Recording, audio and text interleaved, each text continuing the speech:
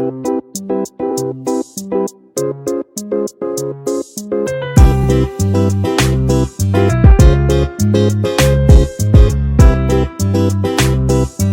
किचनमध्ये नमस्ते. आजची रेसिपी आहे अशी गावरान पद्धतीने झणझणीत अशी मटकीची पातळ भाजी.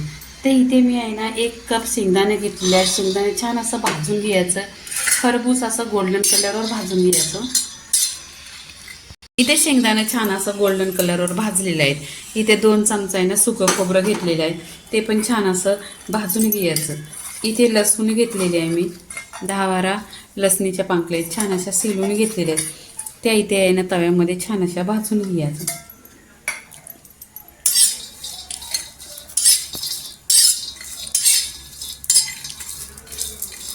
इथे गोल्डन कलर येईपर्यंत भाजायचं. ही मटकीची भाजी झणझणीत आहे अशी गावरान पद्धतीने, आणि तुम्ही आहे ना कशी 1 नंबर लागते. त्याच्याबरोबर भाताबरोबर खाल्ली तरी पण छान, पण बाजरीची भाकरी आहे ना चुरून अशी छान अशी हुरकून घ्यायची. बघा तुम्ही ट्राय करा एकदा. इथे छान असं गोल्डन कलर आलेला आहे. छान असं इथं आता काढून घ्यायचं. काढल्यानंतर आहे ना 2 ते 3 मिनटं आहे ना थंडा करून घ्यायचं. इथे मी गॅस बंद करते. इथे 10 मिनटं आहे ना थंड करून घेतलेलं आहे छान असं. आता आपण काय करायचं, मिक्सरला लावून आहे ना छान अशी पूर बनवायची. इथे छान असं बघा मिक्सरला एकदम पूर बनवून घेतलेली आहे. इथे आहे ना मटकीची भाजी बनवायची. छान असं बघा मटकीला मोर आलेत घरात, कसं आणायचं ते माझं भरपूर असं यूट्यूबवर व्हिडिओ आहेत, तुम्ही पहा.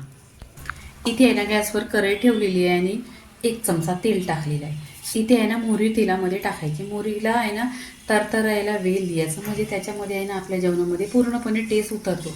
जास्त तेल गरम असलं आणि आपण वरून मोहरी टाकली तर एकदमच टाकल्यानंतर आहे ना ती तरतरते, पण तिचा टेस्ट आहे ना करवट येतो. म्हणून थोडा वेल द्यायचा. ही मोहरी तरतरत खूप छान अशी फोडणी खमग बसलेली आहे. इथे आपण जिरं टाकायचं. जिरं पण छान असं तरतरलं पाहिजे. इथे आहे ना कढीपत्त्याची पानं टाकायची.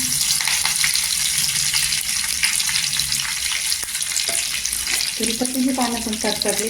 इथे कांदा चिरलेला आहे. कांदा पण परतून घ्यायचा सोनेरी कलरवर. सॉफ्ट झालेला आहे, एकदम क्रीमी झालेला आहे. इथे काय करायचं, टोमॅटो टाकायचं. कट केलेला टोमॅटो आहे, त्याच्यावर चवीनुसार मीठ टाकायचं आणि छान असं परतून घ्यायचं. परतल्यानंतर आहे ना एकदम सॉफ्ट होतो, म्हणून टोमॅटोवर आहे ना मीठ टाकायचं. चवीनुसार मीठ टाकलेलं आहे. इथे टोमॅटो पण एकदम सॉफ्ट करून घ्यायचं.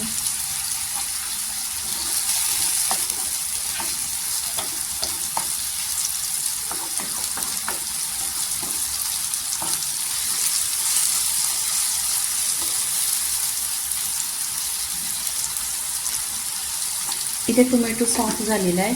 इथे आहे ना जी शेंगदाण्याची आपण बनवून घेतलेली आहे पूड ती टाकायची.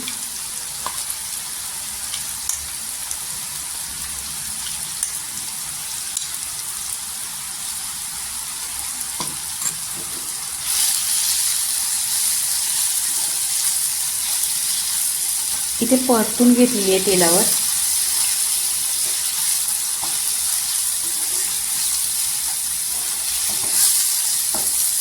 इथे आपण आहे ना तेलावर परतून घेतलेलं आहे शेंगदाण्याचं कूट. इथे आहे ना मसाला टाकायचा. इथे काश्मीरी लाल मिरची पावडर आहे, ही कलरची आहे, तिखट नाही. इथे 1 चमचा आहे ना कांदा लसूण मसाला आहे. तुमच्याकडे जो असेल तो तिखट लाल कुठला पण 6 महिन्याचा साठवणीचा मसाला असेल तो टाकायचा. 1 नंबर टेस्ट येतो. मसाला पण असंच परतून घ्यायचा छान असं. आता इथे आहे ना पाणी टाकायचं.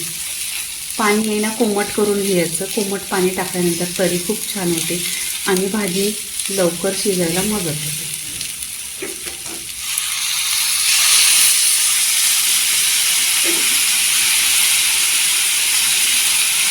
इथे पहा मी 1 पेला पाणी टाकलेलं आहे. तुम्ही आहे ना जास्त पाणी टाका, कारण पाणी खूप लवकर असतं आणि मटकी आहे ना शिजायला वेळ लागत नाही जास्त, 10 ते 15 मिनिटं. इथे आपण आता मटकी टाकायची. इथे वजनाने 250 ग्राम मटकी आहे.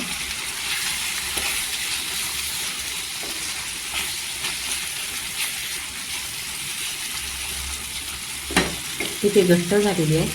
1 पेला पाणी टाकते.